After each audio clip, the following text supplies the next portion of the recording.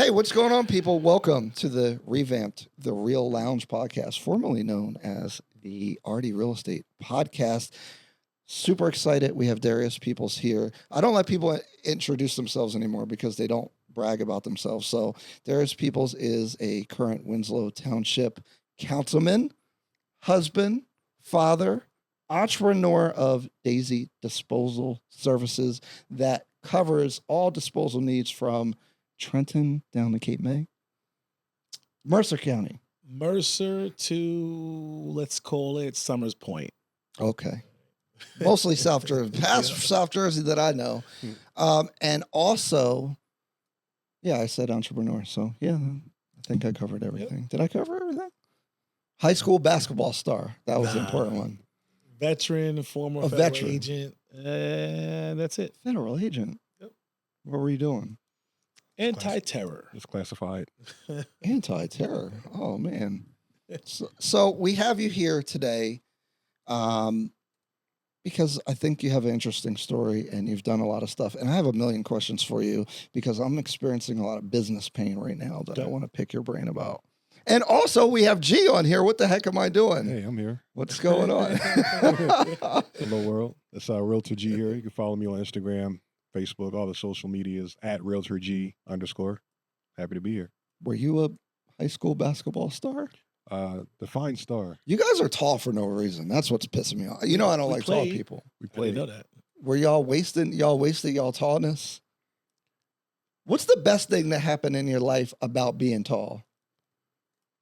It's a blessing.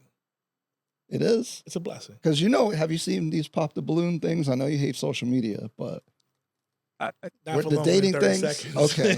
Well, they always pop the balloon and say the guy's not tall enough. So that didn't happen to y'all, I'm assuming. You got all the ladies. Back in the Never day, had a problem nice, with wholesome. ladies. Oh. Never had a problem with the ladies. A little light skin, got the clear skin, looking good, being tall. That must be nice. No, man. I'm good. Never had a problem with the ladies. You never had. What's your best tall experience? NG too. Something. A privilege. What's tall privilege? You ever wish you were short? I'm easy to spot in crowds. Is that good? You like that? They'd be like, there he is. Yeah, for the most part. I mean, yeah. You like to be spotted? If I lose my family or my friends that I'm with, yeah. Okay. No. Or if I'm looking for somebody, I can. But if somebody's looking for you with bad intent, that's not good. Yeah, that's not good. You're a nice guy, though. You don't never had that problem. I try to be. That's why I'm nice. Okay. Yeah.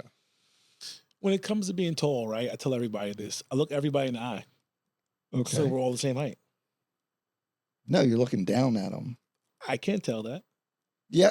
See, people with privilege just be the worst. Like, I don't know. Everyone's the same to me. No, I don't think so. If I'm looking at your eye to eye, I can't tell. Now, Because we're sitting down. If I see a picture, I'm like, it's pretty small. You guys aren't giving me what I want, but that's all right. And I was just being messy. So I always think that, or lately, I've been feeling like I wish I had a boring business that no one thought about starting. And so I always think about you because you got the trash disposal business. And I'm like, that is amazing. Where did this idea come from? Because like you say, like before we talk, social media ain't gonna show you the trash disposal business. No. They won't show you that Tuesday I was knee deep in trash. Were you? Yeah. You be out there still? You have to. You have to. Oh. Anything that you want that's worthwhile, you work for it. I'm a veteran, you're a veteran. You know how it goes, man. Like, lead from the front. You guys need something. I mean, it's raining outside Tuesday and guys got to move some bags of stuff out of a dumpster or a garbage corral. I don't just say, hey, go do it. I say, hey, let's go do it. All right. That we all go do it together. I struggle with that a little bit with the military thing. Like, I have a house cleaner, right? Mm-hmm. I feel like I need to help her. Like, because in the military, you can't be standing around some people doing work and you're not doing no work, or you're gonna get yelled at. You gotta go hide, or you gotta help them. So if I see people doing work, I'd be feeling like I need to help them. No, But that could be not good sometimes, right? It's Because not you good. got to coordinate. can't scale that way. I think scale is a dirty word. It's overused. Everybody gets in the business to say, I have to scale. You don't have to scale, you have to profit. That's right? why I brought you on here. I have 8,000 scaling questions, but we'll save them. I mean, so let's go back to trash, right? Yeah, So how'd you get the trash, idea? Simple, man. I was an air marshal, me and my partner Rick, in the back of a truck. We've told the story at least a dozen times by now. We always glaze over like the details of it, but Don't glaze it over. no, it's too much. I mean, me and him are gonna do like a Kobe and Shaq, like across the room from each other. Okay. We're gonna do one of those one day. Maybe write a book or something like that. But Hey. it's a story. It's a funny story. There's a lot of details we leave out. We choose to. I think one day we'll have like a therapeutic, holistic experience, and we'll tell everybody. But the story's not over, so there's no story to tell. We're just on our journey, man. And this is something I came about, to myself probably about a year ago. Like, hey, you know what? Business is a journey. It's not, hey, I made X amount of dollars, I'm done. No, you made X amount of dollars. Now you have taxes. Now you have new goals. You have new problems. And when it goes back to that, me and my partner Rick started a trucking company in 2014, just in the back of a Suburban on an op. And we just said, hey, I said, hey, I'm bored. Let's start a trucking company. And he was like, what kind of trucking company? And I said, hey, let's start one of my other buddies who lives in Marlton said, you can buy FedEx runs. And I knew nothing about it, went to Google, and Google said, FedEx runs you can buy for $2 million. I tell Rick, like, oh, we don't have any money. I blew it off. Rick knew a guy who knew a guy, got us a meeting, somehow, some way. We went in there, told the guy, like, hey, we're two cops. Darius is a veteran. We want to get in the business. He gave us 2 unassigned, crappy runs, and we bought some trucks. Wait, what? You paid $2 million? Paid nothing. Paid nothing. He said, I'll give you the runs. Give. Yeah, this was a FedEx manager. Said, I'll give you the runs. I like you guys' story. I like you too. And I'll give you the right to operate 2 FedEx ground runs. Did he give them to you because you were tall, or like what happened? What was the magic that it went from $2 million to free? I'm charming. People like me. I always tell people that's the most important skill is with people. Being likable, yeah, for sure. I mean, look, you walk in a room and you know if people don't like you instantly. You know if you don't like them. And in this instance, it was he had the power to do it, and he just did it. Mm. And I feel like you're underselling that. There's more story to like. Not much. He just liked you, and you just. He met Rick first. Were you prepared? I didn't believe it. So you walk into a meeting, you're like, I don't know, what are we even doing here? From the moment I said, I'm so freaking bored, I'm going to start a trucking company, to us starting was probably 6 months. Okay. So this is June-ish 14 to about October 14. June, July. Yeah, 6 months. November we started running. And it was just like, Rick's like, hey, he's going to give us the runs. I'm like, I don't believe you. That's me. I'm like, and Rick's like, well, I'm going to go fill out the paperwork. I'm like, you can go by yourself. I'm not going. Oh, okay. He lived in Queens. I lived in Burlington. We had to meet this guy in Secaucus a couple times. And I was like, I'm not driving to Secaucus. I'll see you at work, man. I'll see you at the office in Queens. See you at the field office. And you're working full time. Full time. And you were bored. Just bored. We were in the back of a Suburban and tacked out, just sitting there cracking jokes, man. Drinking coffee at JFK Airport. You weren't even thinking about money. No.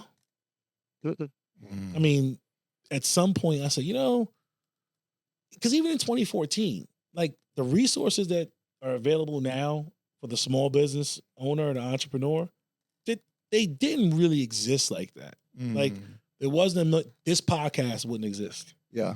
This, YouTube, there were no gurus. There were no master classes. There were no, right now, my partner Rick, Linehaul Solutions, he started a business to do consulting for FedEx ground contractors, that are looking to either get in the business, sell their business, buy their business. He's like the expert on this. And it was so funny because he started doing it he started dabbling in it and talking about it prior to COVID. And I used to laugh and say, I don't care about that. I'm trucking. I'm trucking 1,000,000 miles an hour. Buy some more trucks, buy some more trailers. And he used to be like, whatever. And he put himself in this position where he became like the guru of all things FedEx line haul. And even to the point where he started doing podcasts and started doing, line haul solutions, educational series and boot camps and the whole nine. And I was still trucking. I'm in the yard, walking around in mud, cracking the whip on mechanics and stuff. And he's on YouTube calling me in to be a guest. And I'm like, I'll be a guest. I'll talk about trucks all you want. And I didn't realize the power it had. He asked me to go to a conference in Dallas. And he might have been like 3, maybe 4 months into this. And I'm talking, cracking jokes at a conference, drinking a couple beers. And someone comes up to me and says, "Hey, are you Darrius?" And I'm like, "Yeah." I'm like, "Oh, I heard your podcast. I love it." So I'm telling you. I'm like, "What?" Content. So, I've been trying to tell people. I'm like, you have no idea. Even if you don't get a lot of views, you don't know who's watching. And for somebody important, and they know already. I'm looking at these thumbnails. I'm like, nobody's watching this crap. He's getting 50 views here, 3 thumbs up. I said, nobody's watching this. And we're halfway across the country. And someone's like, and at this point, I don't even think they saw my face. They just heard my voice. Oh my God, it wasn't even video at the time.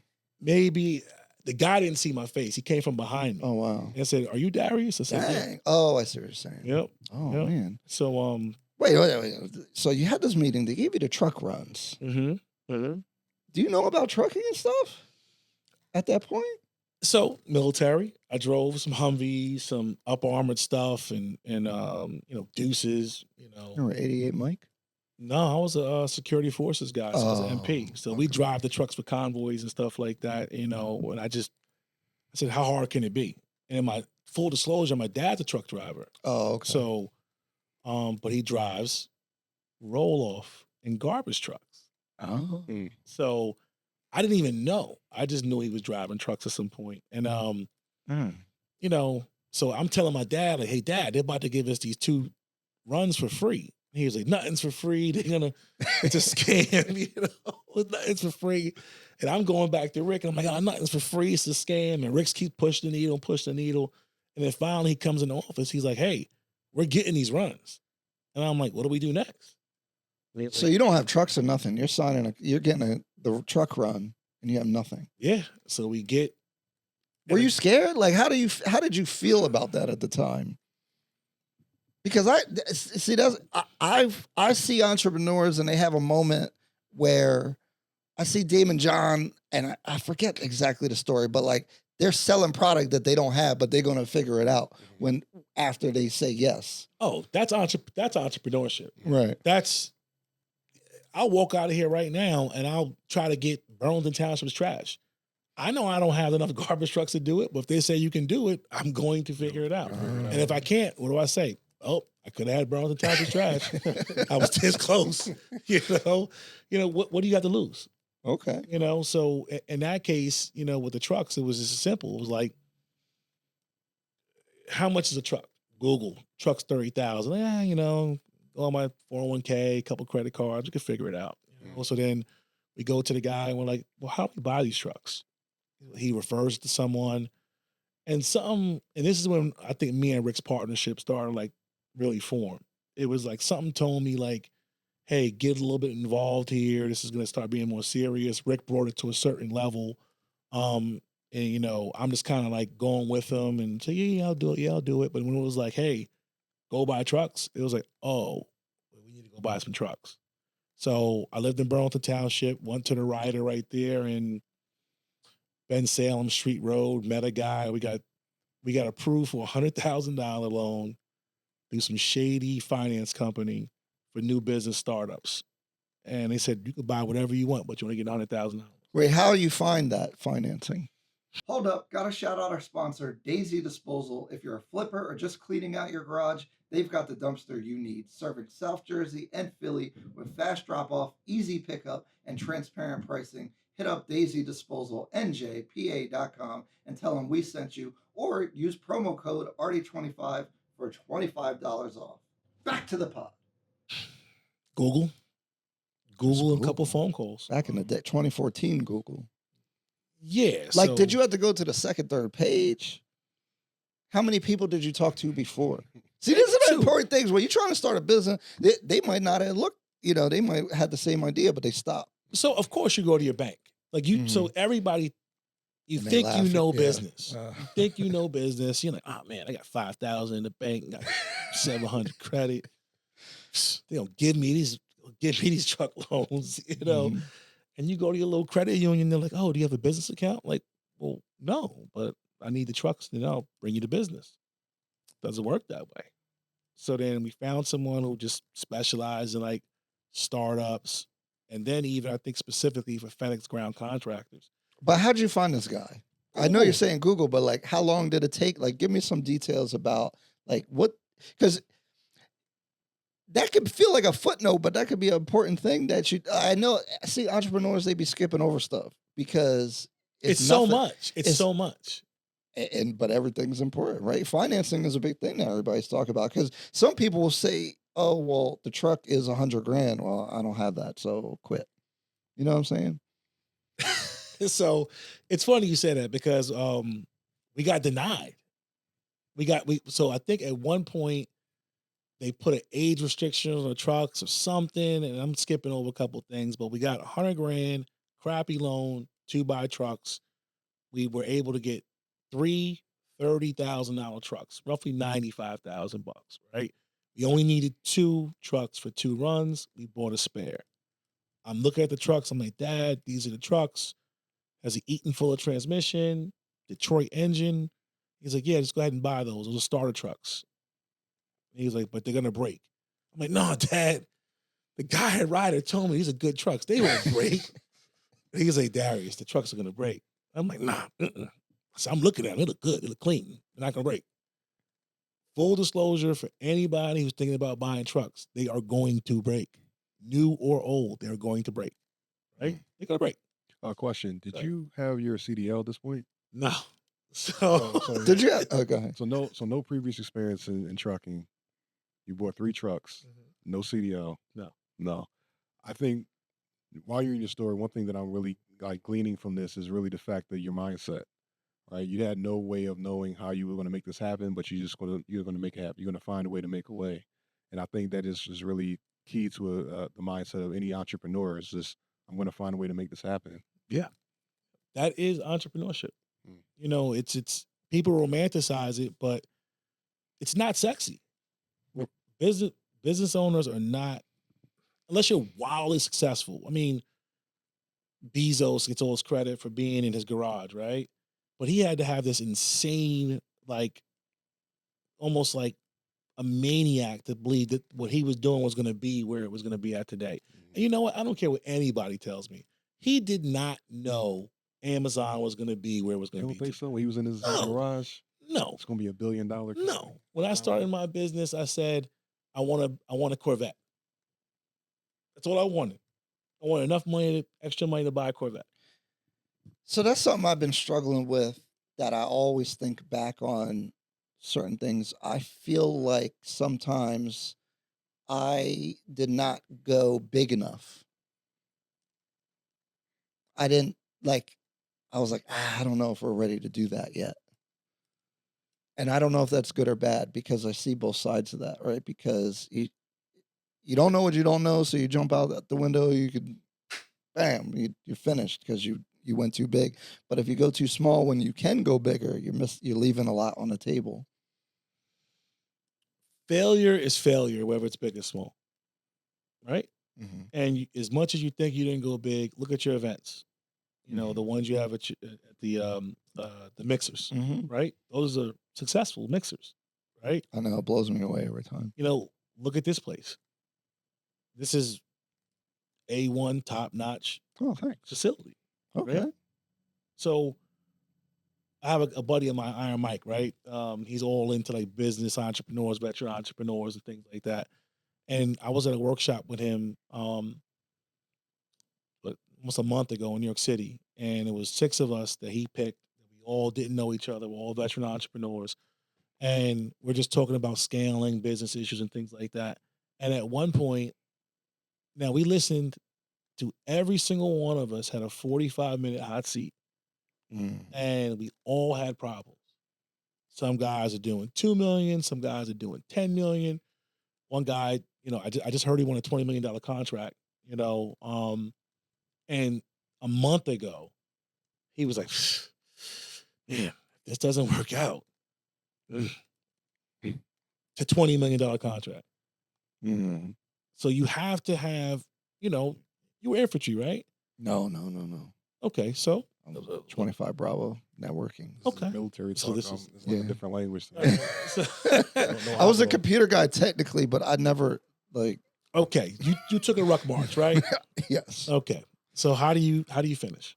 One step at a time, right? Yeah, One foot in front of the other. Don't think about it. Just Don't keep think about walking. it. Yeah. Right? You say, hey, we're running 6 miles, we're running 7 miles. I don't have to do it fast. I don't have to be first. Yeah, Just keep running. finish. Just finish, right?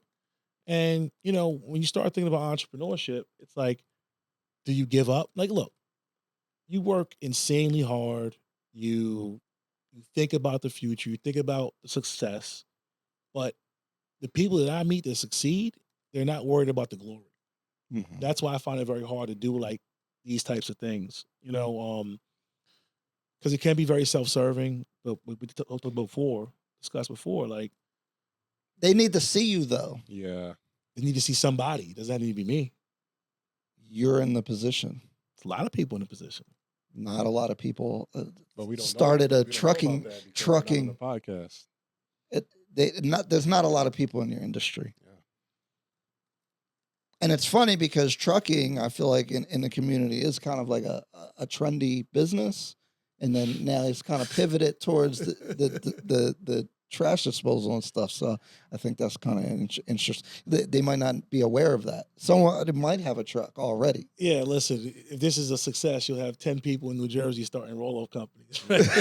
More competition for you. You never know.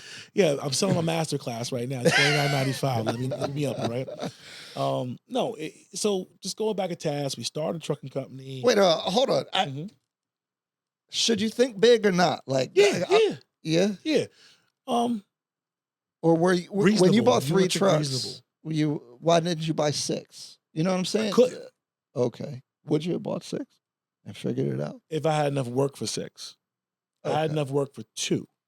So in So business, you already had the work before. See, that's the trick too. Have the work before you even try to buy the stuff. Yeah. I mean, Some people buy to spend all the money and don't even know where the business is coming from. Right. I've done it. Yeah. I mean, Okay. we were buying trucks from the auction 10 at a time. Just know we can get the financing. Like, hey, Mhm. we'd buy 10 trucks.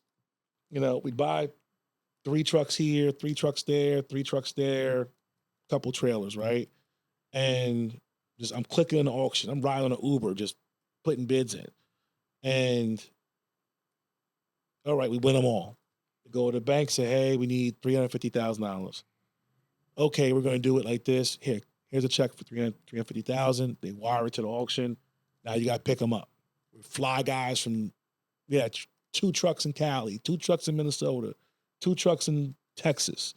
We get drivers, fly them there, drive them back, and then they get there and we're like, well, we don't know what we're going to do with them.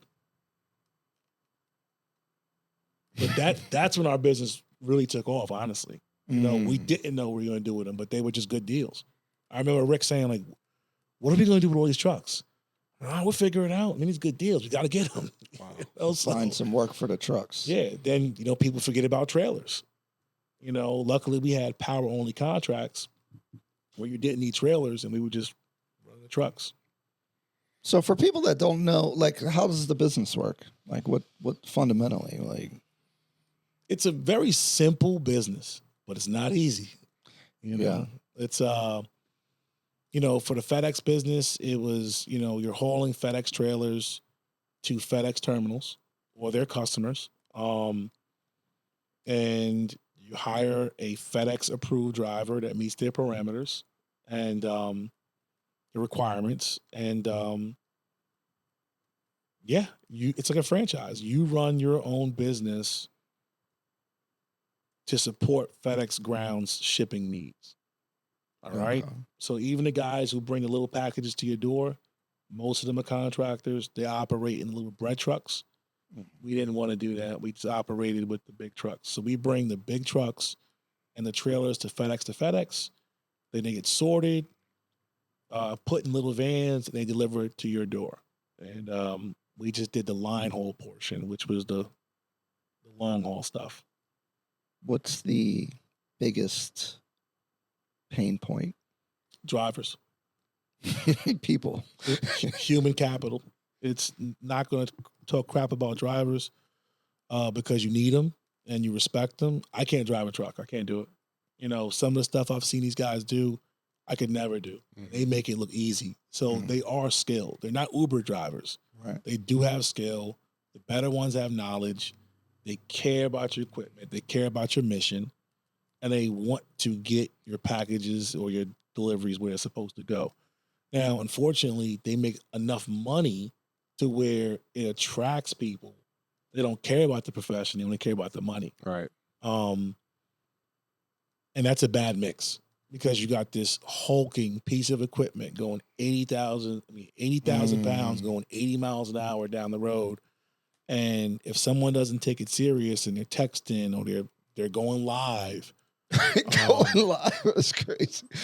I'm serious. They're doing a live show in the truck while they driving, huh? Listen, I've had drivers driving my trucks. You see them on tagging me. Oh no. Tagging the company. Like, look at me driving, singing Meek Mills. Hold on, wait a minute. No. Listen, I'm not joking. Dang, that's good. If something happened, that's showing up in the courtroom. Yeah. And that's true. Those are facts. Oh man. Do you find I have a conflict with my military background because the way leadership works in the military and how you can treat people in private is a little bit different. Do you have an issue with that? I tried it. Doesn't work. It don't work, right? I tried my hardest to bring my military and law enforcement training and background and, you know, accountability. It just doesn't work. It doesn't translate. And then you think, you know, in the military, you can't reward someone with more money. You can give them more awards, better duties, more accolades, motivation. You can motivate a guy to do something.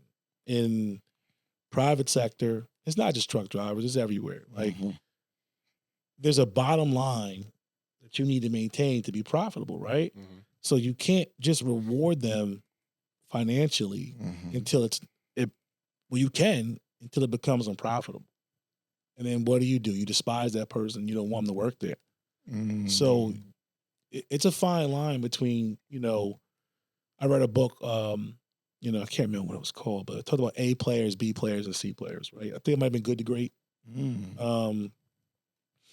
Might need to read this. Yeah, and you know, some people are C players, they'll never be Bs. You know, just you need to hire A players or Bs that can become A's. You know, and it sounds so cliche, but when you get a good person that works for you, you know it. You don't want to lose that person. Right? Yeah. Anytime I fired someone or they quit and they were bad people, it's like, I should have did that 6 months ago. You know? Yeah, you know, because I've been thinking about that a lot here and the ABC thing. And also I find myself trying to, also, you're kind of, in real estate, like I was telling you before, you're kind of a self-starter. Like you kind of run your own business and we're kind of here to help you. I feel like sometimes I might be trying to motivate people, but you got to want to do it or be motivated to do this type of business. Like you can't make someone an entrepreneur. Like they got to want to do it. You know what I mean? So it's a tough balance to try to find where we can help the people that want to be pushed versus if they, you know, doing their own thing. Yeah, I feel like you're talking about intrinsic motivation. Yeah. Or self-starters, right? People that want it, you know, people that need to be coached. They just need to be guided in the right direction. Yeah. Versus people that are just, you know, don't have it. And also though, people need different things and identifying the things that they need and giving them what they need individually, because everyone's a little bit different. And again, this is like everyone kind of has their own expression with real estate. So I don't know, just something like, I don't know if that springs anything for you, but we've had, so in our business, because sometimes you got someone maybe with talent, but then like just come to work on time. You know what I mean? I'm not saying for my situation, but those kind of things. I mean, we were paying truck drivers $2,200 a week sometimes, $1,500 a week. And you still couldn't get them to come to work on time. It was like they just can't get right. They had the power. I can't drive a truck myself. It doesn't get there unless they bring it there. Then you put in COVID and high demand for drivers. Super competition for especially in FedEx. So you'd have in the FedEx world, this is when it became like really uber competitive, because you'd have like, let's say you go to a FedEx yard in Woodbridge, New Jersey. We'd have 10 trucks parked next to each other. You'd have another contractor with 10 trucks parked next to each other. You'd have 5 trucks parked behind our 10, and so on and so on and so on, right? These are all different companies. They're dealing with staffing issues. So what are they going to do? They're going to go take your driver. Oh, dang. And it just became, and the drivers caught on to it. And we've had drivers crash trucks to other companies, call us and say, oh, this guy didn't pay me. I'll come work for you now. Guy runs for a day or two and comes right back out. And the FedEx terminal is like, yeah, this dude crashed a truck into a back of a trailer. He can't work here anymore. And it's just like, you don't want to villainize people, but, when people's self-preservation is more important to them than it is to you, like their livelihood. Yeah, right. If they survive for 2 more days by not telling you the truth, 2 more days they're surviving, That's tough. Yep. So like, I talk to my friends a lot about this. It's like, maybe everyone probably thinks about this about themselves, but you try to hold yourself to a certain standard, and when other people aren't, especially as a business owner, you're like, I find it deflating. How do you handle when they, because you care more than they do. You can't ask me that now. So I'm like kind of jaded. Like, it's just like, look, I looked at a payroll record the other day, and we had like 400 something people over the years that worked for us, right? 400 different unique people. Okay. Right. So, not at one time, but just over the years. Yeah. Whether they worked a day, a week, a year, a month. Yeah, that's a lot of They people. came through our doors, right? And you lose people, you lose good people. There's better opportunity for them. You can't villainize someone for trying to go out and better themselves. Right. I tell people all the time, I started a business. You want to start one? Go ahead. What do you think of just about like casual, like they're doing their job, but they kind of don't care? You know what I mean? I don't care. You don't care? No. That's probably the right attitude to have. No, you can't. You can't take it personal. You can't care. There's a unique thing to me where, let me say this the right way. Someone's not going to care about your business more than you do, right? They could be your friend, your mom, your sister, your brother, or your employee, right? And you hear it. You hear like that cliche, man, he cares about this truck like it's his own. It's not. It's not his. He knows it. You know it. He wants to be comfortable while he drives it, but it's not his. There's no emotion with there. that. So something comes with that, right? Because the way they're going to treat it, that's the cost of business, right? He'll crash it, roll it over tomorrow, and say, "Give me another one." He's not going to sit there and cry and say, "Oh, my poor baby." Right? Yeah. I like that. I wanted to hop in a time machine real quick. Go back to 2014. Yeah, you're with me in this time machine, and you can give yourself some advice. Good question. What would you tell a younger Darrius? IRS needs to get paid. That's a good one. So you're not gonna hide, whether it's personal taxes, business taxes, whatever. Like, they will get that money. Yeah, if you're making a couple bucks, no matter whether it's $1, 10,000, 100,000, you need to have some accounting on it. In business, you're so working so hard to put money in the register that it consumes you. Like sales solves all problems, right? So you need to make sales.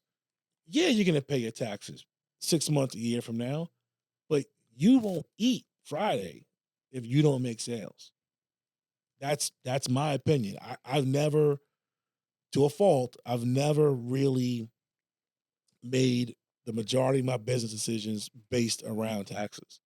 Now, there's taxes you have to pay, like your 941s, your New Jersey 927s, your payroll taxes. That'll get you fast in your personal taxes. And it's. I mean, listen, most of these taxes, you owe the money, get on a payment arrangement, you figure it out, you pay the taxes.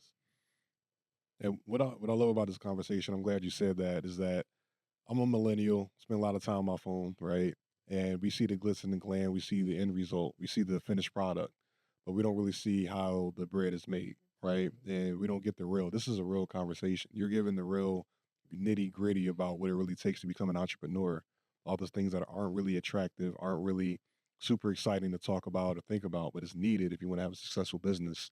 So yeah, I appreciate the jewels. Oh, you're welcome, man. It's just it's part of the business journey, right? Yeah. So I get up 6 o'clock in the morning every day. I hear these guys, they're like, I get up 4 o'clock in the morning, I hit the gym, and then I read a book and I meditate.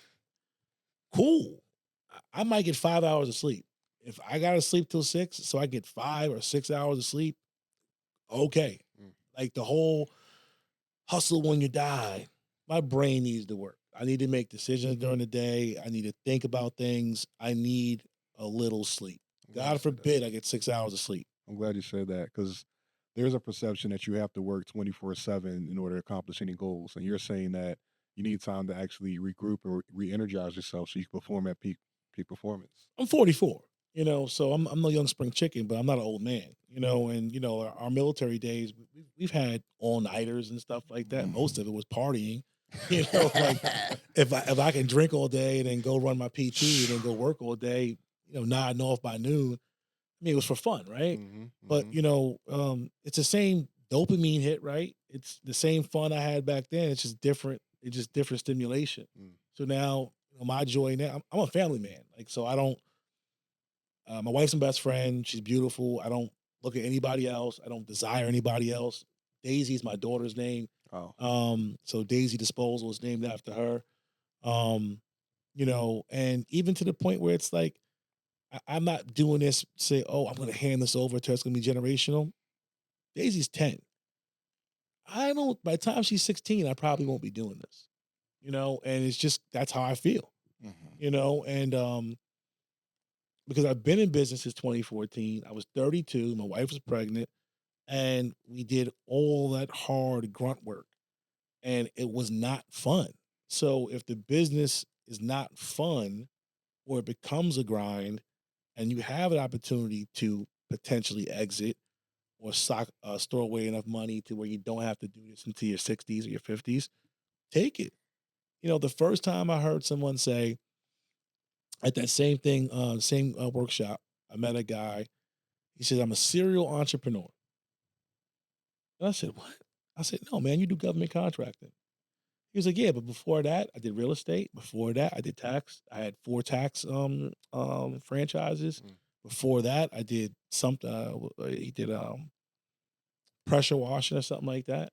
So he said he would start those businesses, make money at it, sell them, move on to the next one. So I said, well, you know what?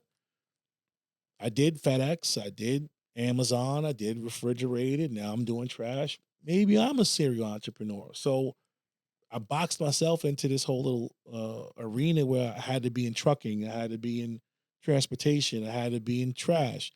Maybe I don't need to be in trash, That's interesting. Yeah. Because I get bored when it starts being grindy, where I'm like, I like to get stimulated by learning something new, trying to figure something out. And I like when you know nothing and then you start learning a little bit, you get a lot better. And then that second tier it takes a long time to get a little bit better. That's why I start being like, you know. So I feel you on that.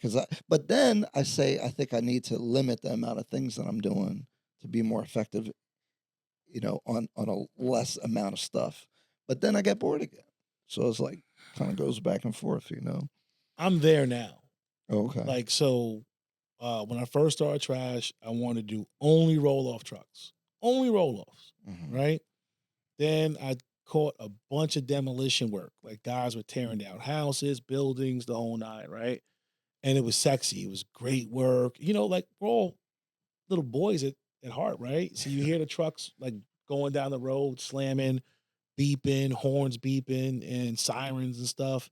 And you're like, oh, this is cool. Garbage trucks, like, you know, Blippy. Garbage truck, you know? So, you know, but then at a certain point, you're like, well, this is cool. So let me try to do demolition. Let me move into excavators. Let me move into front, you know, pavers or whatever. Let me move into construction. And then you realize, like, well, that's not what I do. I do garbage. And then you start bidding on contracts that you shouldn't bid on. You start bidding on stuff. You start paying for people that are consultants and government contracting. You throw tens of thousands of dollars out the way in the garbage. No pun intended, right? And then you say, well, what is it that I really do? What's my core business? Right. And I said, okay, now let's focus on my core business. I'm never going back to trucking. I'm not going to do demolition. I'm not going to do construction. Let's focus on trucking. Let's focus on trash.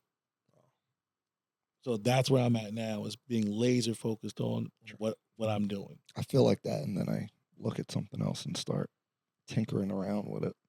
Until you see the opportunity. Yeah, true. Well, how do you feel about spending your time?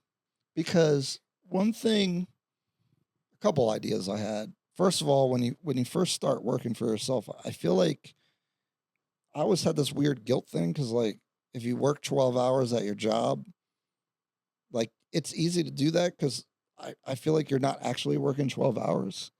And then when you're an entrepreneur, like you might do 4 hours of real stuff and then not have as much stuff going on. You know, like how do you work 12 hours in trucking sometimes? You know what I mean? Like, I don't know for your business, but for ours, like sometimes, like what task can I even do for 12 hours? You know what I mean? Like, or I guess trucking, you got more stuff going on, so you can grind it out. Because sometimes, how do you grind? This is grinding. See, that's the thing. I don't feel like, you know, I'm like, it's work. Yeah. It's work. It's work. Like, listen, I came in here. What did I give you? Oh, yeah. That they I gave you a little toy dumpsters, right? I have it. Can we use them Yeah. on this on the edit? Yeah, I got you. Yep. I gave you a little toy dumpster, right? Yeah. So you know what I do. I Right. think you probably knew what I did. You looked me up, right? There's a guy I know from town in politics. He owns a restaurant. I've been to his restaurant 20 times. We talk all the time. And then one day he looked at me, he said, hey, Darrius, do you have dumpsters? I'm like, what? I'm like, yeah, bro. Yeah, I got dumpsters. Can you give me like a 20-yard dumpster? I'm flipping a house. I was like, yeah, I'll get you a dumpster. So the awareness is work. Yeah. It doesn't feel like, it feels like you're doing nothing sometimes, you know. For me, you know, I feel like, and in real estate, this is something with our agents too, is like you, and I give them the pep talk, but I'd be giving myself the pep talk. Like, you're going to do a lot of tasks that don't have a immediate result where you see a benefit from it. And you could be doing those tasks for a long time without it. But sometimes it gets hard, and it can feel like you're doing nothing or you're wasting your time. Until you become more seasoned in business. But you gotta survive to get there. Yeah. Yeah. I mean, what's your mindset to survive to get there? What do you tell yourself?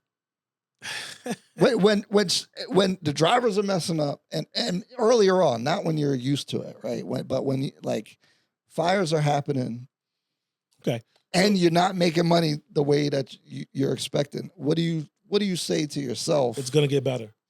Okay. It's gonna get better. You don't know what that better is, but it can't get any worse than this. It sounds so simple, right? How long? But how long? I mean, we shut down 295 before. We shut down a turnpike before. Mm. We had a fatality. I mean, Oh, geez. unfortunately, we had a fatality. You know, I didn't wake up in the morning and say, I hope we don't kill anybody. Mm-hmm. But the stuff you do, and look, I'm not perfect. I don't have it all figured out. You know, as a business owner, you're going to skip some steps sometimes. It's a calculated risk. You're going to be like, hey, listen, I might not be able to do this today, but I can definitely do it tomorrow. Do I stop operating? I need to move this truck 50 miles that way. The dude's medical card is expired. Right. I'm not saying I did it. Yeah, right, I'm just saying at some point you say, well, how long You will it gotta take to figure it drive out. 50 miles? Right. I understand. Yeah, that's funny because, you know, I think everybody has to do something at some point to get the job done. It's all risk. I mean, unfortunately, my business is high risk. You know, guy cannot secure something the right way, God forbid, and someone can get hurt.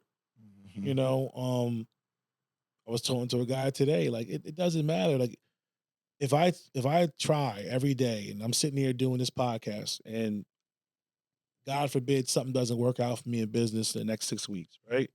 And you hear, hey, Darrius and Daisy Disposal is out of business. Are you going to say I'm a failure?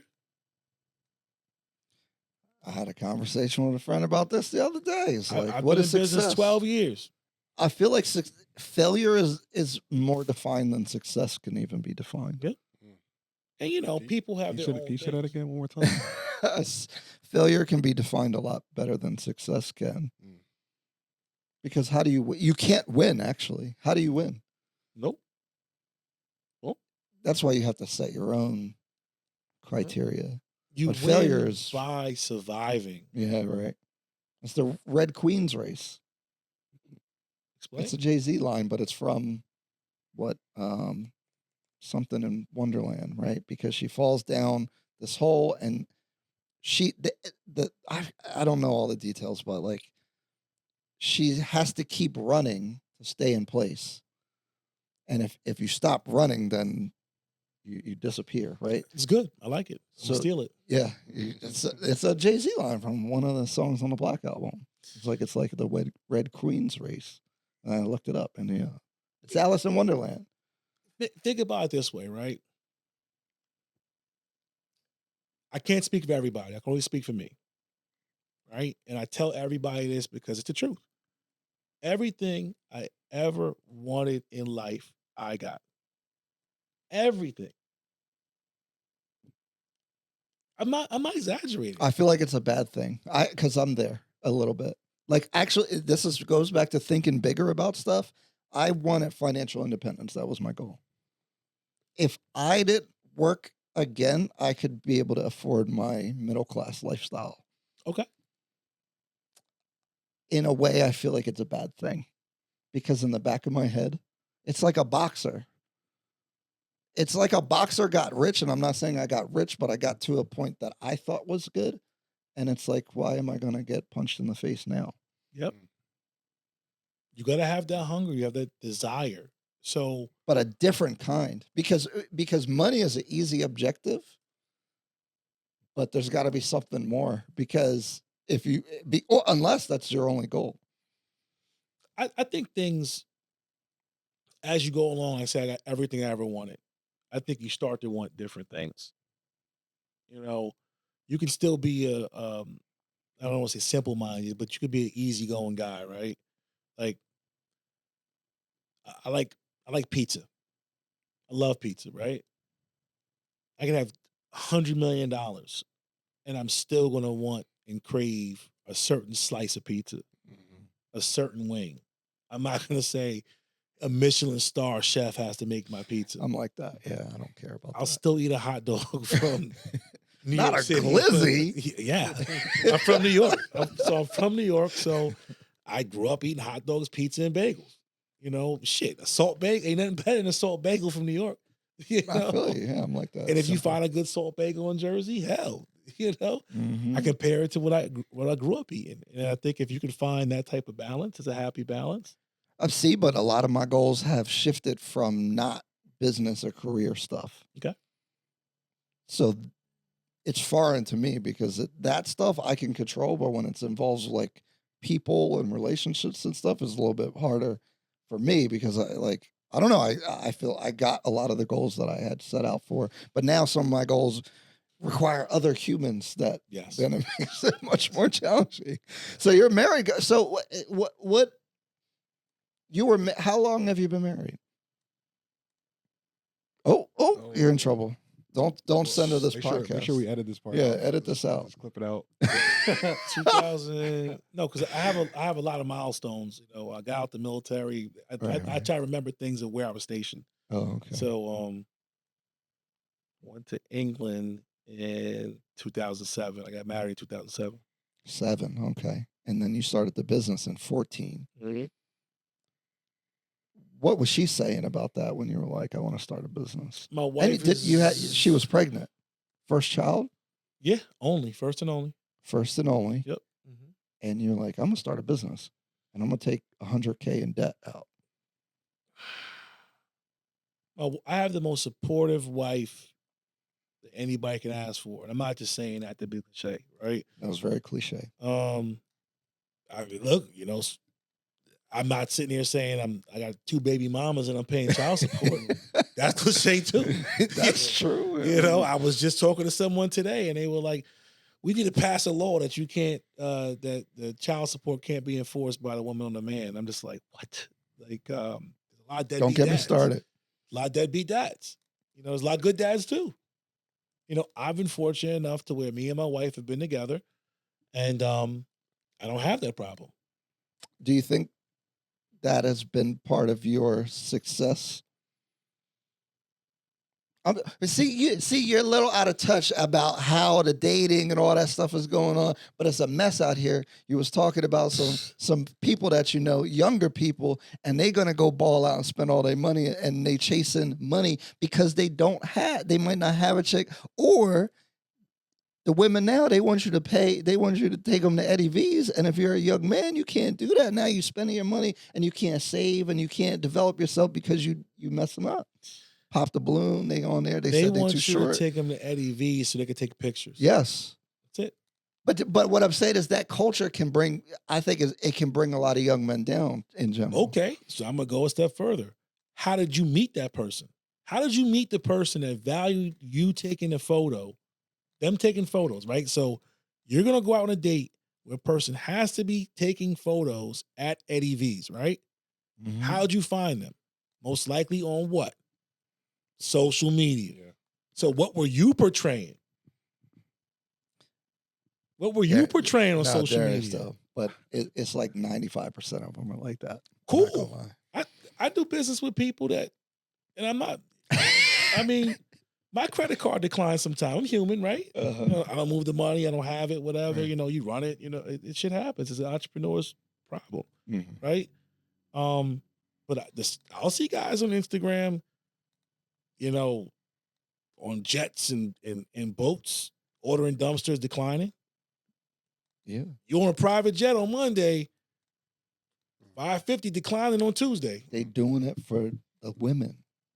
So what my thesis here, because I was in a really long-term relationship when I was in grind mode, when I was able, and then at the end of that, that's when we got out of the relationship. But when I think back to it, I think I saved a lot of money and I had a stable household and I wasn't out looking for stuff. And I think it saved me in a way from what other guys were doing. You spending money on women, you're trying to impress women, you're trying to do stuff. I wasn't doing that. And I think it gave me an advantage over somebody who was doing that. Everybody tries to impress women. Exactly. Whether But the doing way it on you got to see, Instagram. I'm telling you, you a little bit, you've been married for a long time. I'm telling you, don't know what's going on out here. You have a daughter. Mhm. See, if you had a son, I'm telling you, there's some stuff going on out. If I had a son, you know what I'd tell him to do? What would you tell him? I tell them, Put your head down and grind. And get nope. Say, be about something, have some substance, right? They're going to eat them up. Nope. Talk to people. Because these guys don't talk to these girls. I've been places and they're like, hey, what's up? What's your Instagram? I'm standing right. She's standing right there. If I was You got to check her Instagram to see if she posting naked pictures online, or she crazy, or she talking about her baby dad. You get a lot of information. Nah, you get information on a date. Why would I take this chick out on a date when I see she ratchet on Instagram? I get to skip that. That's life. I got to take her to Eddie V's. First of all, I got to take her to Eddie V's, okay? Not saying I would do this. I don't take chicks on dates no more. But you got to take her out. You got to do all that. And then you find out she, not a nice lady. When we were younger, right? You took someone out on dates. But what I'm saying is, and as you a young might man, find out 3 months later. Right. She's crazy or got a secret kid or something. But you done invested. So you could have got a down payment for a truck for the money you spend in messing with these Johns. Yes, a lot of it's like that. What did I say first? It's like if I had that. a son, I said, you got to be about something. You got to have substance. You got to have your legs underneath you, your foundation, before you out there trying to build someone else up. Too many young guys out here are trying to fix broken people. For what? I think everyone desires to be with somebody or do, like as a young man, especially, like, so you're just not supposed to talk to girls. Oh, you're supposed to talk to girls. When you're young, you're supposed to talk to girls, and a lot of them. That's how you figure it out. But you should be able to go on a date Monday, Tuesday. Nah, they can't do it. If you like someone, me and my wife used to go to Applebee's. Bro, listen. They not going to Applebee's no more, Darrius. So I'm telling you, they not going for it. We talked about the 2008 crash, right? when they remember they had two for 20 meals. Yeah. Me and my wife. They don't make half them like price that no more. apps at 9. We be sitting down at 8:30. Well, this is a family man here. What's your perspective on this whole thing? I'm gonna, as a married person, I'm gonna agree with Darrius. Oh my God! Because I think what he's saying, I'm gonna use an analogy of like a ship in the ocean, right? And if you have a direction on where you're going, you have a compass, you know exactly where you're going. You're not going to stop and be lost and pick up a mermaid because you have a destination, you have a goal, you have things you're trying to accomplish. And along that path, you're going to come across people that are like-minded, and you're going to attract that. I think, am I wrong? Is that where you're... Goal or not, she's with you. My cynicism. Y'all on the ship together, right? Y'all on the ship together. And I feel like a good woman is more like an anchor than anything else. They keep you grounded, and they keep you centered, and it's a good pivot point to what you want to do in life. Because without that, you're just out here taking everybody to Eddie V's, and then you don't have anything to show for it. Yeah, fellas, don't take these. Dates are for wives and girlfriends. Listen, man, you see my wife, you take some tips, man. My wife's a dime. I got lucky. What you want me to say? I'm just saying the game is a little different. How long have you been married? Oh, it's funny you say that. My 2-year anniversary was like 2 days ago. Good, congrats. But we've been together for 12 years. Oh, okay, see. Thank you. Y'all have been protected from this modern We put some time in. We're a little insular. dating environment. Okay, that I hear it's rough out there. I'm telling you. To your point, figure it out. Before we started recording, you were saying that social media is destroying people's minds. Social media is this generation's crack cocaine. Yes, part of the dating and the women and the young men dealing with the women. I'm telling you, is part of that. So here's a compromise to that. If I'm on social media and I'm looking for real estate mixers, and I find one that's in Westhampton, and I go to one, and I meet the love of my life there. That's like, because I'm on a mission, I have a goal, I want to be something in life, I'm going to go to this event. Now, if I'm on social media, and these chicks ain't got no missions, but to mess you up. If I'm on social media, I'm scrolling, and I go to a club, and then I meet her. That's to your point. Where are you meeting these people at? I feel like we're going off another tangent. But you're there too. Listen, young people and people in general, my wife tells me all the time, we're all human beings, right? We're human beings, we're animals, we're hot-blooded animals. Animals need to not just procreate. They need to be in packs. They need to socialize. You know, there's very few animals that are, you know, solo beings, right? We're not ants, and even ants have a colony. You know what I mean? So you want to socialize. You want to go out to eat with people. You want to experience things as a man, right? I mean, you don't. That's what I'm trying to tell you is that there's a lot of social pressure that did not exist in the way that it does for a young man trying to date. And look, I'm speaking for the fellas because I'm telling you, I don't really have these problems like that, but I see that it is causing a young entrepreneur. It's even harder. Then go focus on your business, buddy. Go focus on your business. Get that the money, lotion. go take Get it your out. lotion together. You know, get it. No, Go in your no, basement. Download some video games. Such a that's not it. That's not what I'm saying. What I'm really saying is like, if I was dating in this world, right? You know, me and my wife crack jokes. Go where the women are at. If they're at the mixers, It's not getting. It's not about getting them. It's about. I can't believe that. I can't believe that. On the Just real say estate no. podcast, you know, I'm not gonna go all the way in, but. Oh man, all right. What I really love about this conversation is that I'm a millennial. I'm on social media a lot, and I see a lot of stuff. And we always see the end result of a lot of entrepreneurs, the flashy lifestyle, and everything like that. And they all catching cases. All of them. But what I love about this conversation is that you both are. I'm just getting started on my journey, and you both are in a place where I aspire to be one day. And it's really cool to kind of get a preview of what it's like to say, now what? I've been on this path. I've accomplished what I wanted to. I've done everything that I wanted to do. I'm financially free. Now what? And I think that's a really, really, big question that a lot of people don't think about once they do attain all their goals. What do you do next? I think it's a big thing because I had a period of crashing out a little bit, not too crazy, but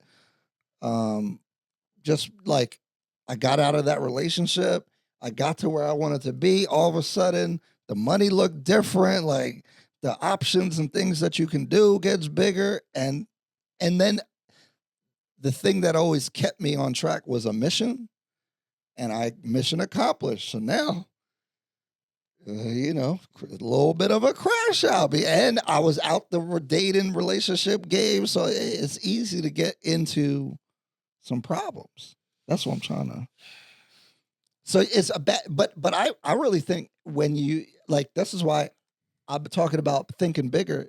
You might have to set your goal bigger because my goal, I guess it wasn't that, it seemed impossible to me at the time.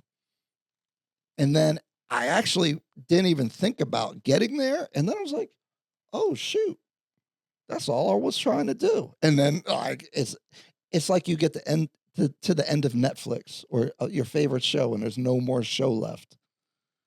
What the heck am I going to do or watch? That's what happened. That was like the type of experience that I had probably for like 2-3 years. Like what? Just a little rudderless for a minute. I was the opposite. I crashed out when I was broke. That's what you're supposed to do. Yeah. Yep. And you get a little bit of success, and it doesn't have to be money. I lost my train of thought when I was up in New York with my guy Iron Mike. Right, we went around the room, and I said, "Guys, I don't feel successful." And Mike said, "What? What do you mean you don't feel successful?" I said, "I feel successful." I said, "Go around the room." I was passionate about it. I said, "Ask every one of these guys in here, all these other entrepreneurs, the other 5 guys, are you successful?" And I said, "Are you successful? Are you successful? Are you successful?" And they all were like, "Damn, no." Well, because there's bigger people. No, it's not about what they're doing. It's about what you got waiting for you. I got something waiting for me. I got to figure out how to get there. Right. I have to figure out what it is. Yeah. Do you just do I just get up every day and drive from Sicklerville to Voorhees and back? Like, no, I could have stayed at work to do that. I was in Baltimore Tuesday. I lived here and I haven't been here in 3 years, know? So, but I'm here with you guys 8:00 at night. It's just, right. It's an adventure, a journey. I'm going to go home. I'm going to make the schedule. I'm gonna talk some crap to my wife, watch a little basketball if something's on, and go to bed. Why'd you get into politics? It was interesting. It was interesting. Somebody didn't piss you off, and you're like, a little bit of that too. Yeah, a little bit of that too. But who are you to get into politics? You know what I mean? Do you ask yourself that? I think there's people that want to be political for ego. So I'll tell anybody this. I don't care. I've done enough in my life. You could take one of the things I've done. If I was in the Air Force and I did redeployments, and I was a federal agent, dream job. I was air marshal. I ran a business. I started another one. And I could take any one of those experiences and say, look at me, look what I did. Right? And I don't. I mean, it's a chapter in a book. Right? Politics is just another chapter. I'm not saying, look at me, I'm Committeeman Peeples. There's people that need help. There's people that need access. There's information that you don't have. There's this national news narrative that's out there that it trickles down to the local level. I mean, you got buddies out there. Real politics and real stuff's happening at the local level. That's what I tell everybody. I mean, my thing about the politics, it really helped me because I would be posting about politics and like putting my opinion out there, but like, why? So as soon as I got involved, I was like, why don't I get involved and do stuff? That's when now I see, I don't care what people are talking about because it's like, okay, but I can make an impact here. Yep. And so that alleviates a lot of, because people feel powerless. I think like that's why they got to go through the motions, but they're just punching the air, on social media. Like why are you having a debate on Facebook about like, and neither of y'all know what y'all talk about anyway, and there's no way you could know about it because how do you even have the information? Like, why are we even doing this? Why don't you get involved in something that you can impact? That's big for me. Yeah. I didn't quite understand how it worked locally, and I'll tell you what happened, man. My township mayor passed away. Right, he'd been a long-term popular mayor for years. People loved him, and I was on the phone talking with some people that I knew from town that they were doing some things, and they were talking about just the passion in their voice about who's gonna be the next mayor. And I was like, I don't know these people. Like, who's that? Like, you need to go to the meeting. Okay, went to the meeting. I see these 8 people up there, and they're like, all right, they're the town leaders, and I sat back, I just watched, and I listened to like one guy yell at someone else, and the crowd was so, the people in the audience or whatever, they were so passionate about, at the time, what I thought was such small things, and then I kept going because it became interesting. And I said, wait a minute, I don't agree with that. That doesn't make sense. And I'm in the back, like, I want to jump out my seat and you're wrong. This is stupid. And I'm like, then I become just like them, the people in the crowd complaining. How do you actually change something? And, it sounds as cheesy as it sounds, changing something or helping people, or there's people I know have issues. I had issues. I wanted to do business. I do business in townships and municipalities, right? So when I wanted to move my business to a certain municipality, I couldn't even meet with them. And I'm like, wait a minute. Like, you hear all of this stuff on the news about being job creators and stuff like that. And here I am, a job creator. I said it earlier, right? At 400-something people come through my doors. At the time, I had 50-something people working for me on the books. And I'm saying, I want to bring my business, my personnel, and my jobs to your township. And you wouldn't even meet with me. And that threw me off. And I said, wait a minute. I'm a business guy, and these politicians won't even meet with me. You got to know somebody. And there's different type of power. Yeah. And I'm not talking about, this wasn't in my township, but it was, it was in another township far away, somewhere else. And I said, and we were down in like deep South Jersey, and we saw all this land, and me and my partner are looking at all this land to develop and bring our business there. Not going to happen. I said, why? Not zoned for it. Like, what do you mean it's not zoned for it? This is perfect. Nah, we don't want it. Mhm. But Amazon's putting a million Right. square foot warehouse 100 feet away from where I want to occupy. And I said, this is politics. I said, let me get involved and see how this works. It became interesting. And then once I started doing that, I started seeing people needed help. People needed jobs. They needed access. They had problems with their zoning issues, their land use issues, and they weren't being heard. And I said, you know what? Dem, Republican, whatever, let's get involved here. Let's see what happens. And fortunately enough, I'd been around. I was on the economic development board. I was a nonprofit. I was on the board there. I was in business, and I just started going to some of the fundraisers, meeting people. And I said, hey, if there's going to be a spot open, can you consider me? Wow. And they said, yeah. And then I got on a primary and won. Wow. This goes back to the concept of why it must be you or us in a way. Yeah, because if you don't place yourself there, these things don't happen. You got to show up. And I don't like to lead with identity, but as Black people, there is an extra responsibility or at least like something there, at least in my mind, where if you can, you should do something. You don't have to carry the whole burden, but participate at whatever capacity you can is important. And that's why I think this is important and you speaking is important. Thank you.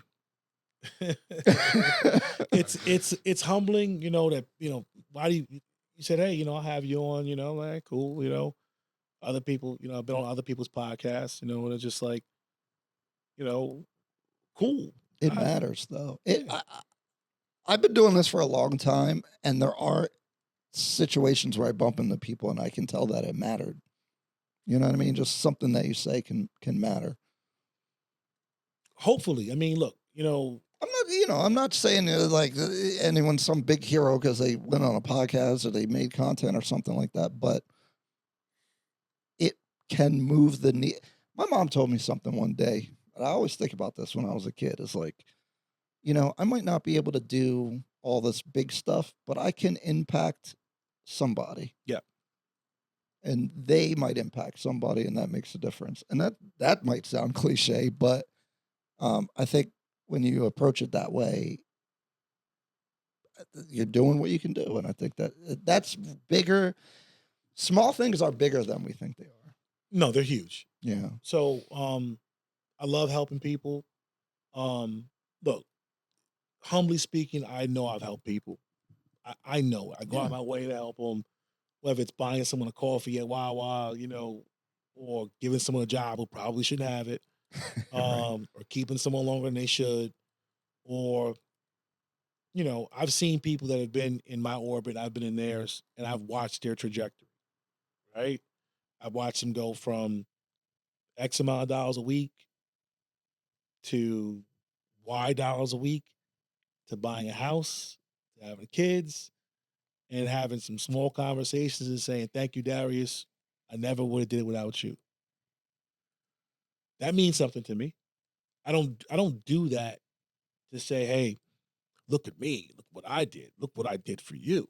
You gave me as much as I gave you. You gave me your labor. You gave me your trust. You gave me your time. You were uncomfortable. You worked in the rain. You worked in the cold. You worked in the heat. And your reward is what you worked for. Right. If you came to me and said, hey, how do I buy a house? And I say, easy, man. Here's my mortgage broker. Call Ryan. And he calls Ryan. And he calls a mortgage broker. And he comes back in and says, hey, I'm a little short on my W-2. Can I get some OT? Yeah, I'll give you some OT. Can you give me an employee letter? 6 weeks later, you get a house. Change the trajectory of somebody's life just doing that. I mean, that's the passion for real estate for me is that, which maybe a little disillusioned because of the affordability issues, right? because many times before it was pretty easy to buy a house. Like you didn't need a lot of money. It was affordable for most, even middle income wages. Like the biggest thing that I was battling was like the idea that they were capable of buying a house, because they'd be like, oh, I don't have an 800 credit score, or like, oh, I don't have $25,000 for a down payment, or all those type of things. Now the type of conversations are a lot harder, I find. So I was really passionate about getting the word out there. Like, yo, you can buy a house, and many people like were able to buy a house, and this was many years ago now. And I'm looking at like their equity. I talk to them. That feels good. Yeah. So Yeah. that's the impact. And unfortunately, right now for us, right, we're in the business, right? We're in real estate. I'm not in real estate, but I deal with real estate types, right? Everything's an investment. Nothing's a home anymore. I know. It's nothing a home. It's like, what's my resale value? Dude, paint the walls gray, enjoy it. I've been saying that. It's funny. I've read articles about that. Like, no one even makes their house a home because they're thinking resale value. Yeah. Which is crazy. Yeah. That's the American way. Like, I have rooms unfurnished. It's a killer. Yeah. My mom calls me. You got a big house. Right? No. I'm just lazy. My mom calls me a minimalist. I'm with that too. People buy too much stuff. Not to get into the tariffs too much, but I'm like, do we need all this Chinese stuff? Like, why are y'all buying stuff all the time? Do you need, like, what are you buying? I come in here, I look at this beautiful set, whatever you want to call it, right? I'm like, man, I start getting ideas. Oh, man, my basement's going to get home. I'm jotting down some mental notes, right? I like these little lights right here. And I'm like, I'm going to go home, make the schedule, I'm going to go to sleep and wake up, and I'm going to forget all about that. Right. Yeah, it's not important in life though. No, I want it to be. I want a little man cave where I can go in and I'm big into making your space feel a certain way. Like, it's not a thing that people talk about a lot, but spaces impact your mood. Like, even like at the mixer at my spot, like I try to watch how people interact, because the way the space is designed will influence how people act and how they congregate and all that stuff. That's real interior design, is like how do people interact with a space. And it's like a deeper thing. Like, everybody thinks I'm crazy. I mean, even color, all that stuff, it impacts your mood when you're at home. If you got some inspiring artwork on the wall or something versus just the gray wall, Nothing. It's like you look at Instagram, you see people's houses, I'll go to people's houses, I'm like, when I get home. Well, you also look at the cost and be like, I don't need that stuff. Even if you had it. I mean, like, even I tell people, the dumbest thing I did was I got a pool. Right? I love my pool. I'm not going to lie. Last summer I used the pool 3 times. I'll be in there. Dumbest thing I did. I got a float, John. Random middle of the day, I might hop out on. I might be on the phone in the pool. That's my thing, though. This year I'm doing it. Yeah. I'm going to have some pool days. Okay. Well, I think that's a good spot. This was amazing. Yeah. Wait, G, do you got anything else? No, just thank you, man. Just thank you for being you. Thank you for your journey, your story. I'm pretty sure that you inspired somebody to change their life. Definitely inspired me for sure. Just thank you. Thanks for having me, man. I feel like I have a hard time finishing my stories and my sentences. I feel like I left so much out, man. If you guys, that just means you got to come back. That's what that means. Man, whatever, man. I got some new stuff coming up too, man. I got some new stuff coming up. I got some milestones. I got something that I'm not going to drop right now. That's going to be huge for us. Okay, but it's going to be huge. Yep. I love it. I love the conversation. So yeah. So thanks we'll for having us, we'll do some more, because I could get way more. I've been practicing not cutting people off as much, but I had a whole bunch more specific questions. Ask them. No, we'll do it again. No, it's an hour 25. That's a good time. So hopefully you guys like this episode. Let us know what your favorite part was. If you have questions for Darrius, where's your stuff at? Daisy Disposal. Do you have other socials? You don't want people to find. He don't want to talk to y'all on there. My federal agent. Send me a message. I'll try to filter it. Maybe if you have something for me personal, I'm on LinkedIn, Darius Peeples. If you have something dumpster related, it's Daisy Disposal. You can find us on Instagram, Facebook, all that crap. You need a dumpster? daisydisposalnjpa.com. Yeah, if you're in Jersey, Central to South Jersey, Roll off dumpsters and commercial for your business, weekly trash. do it. Yeah. Yep. See you guys.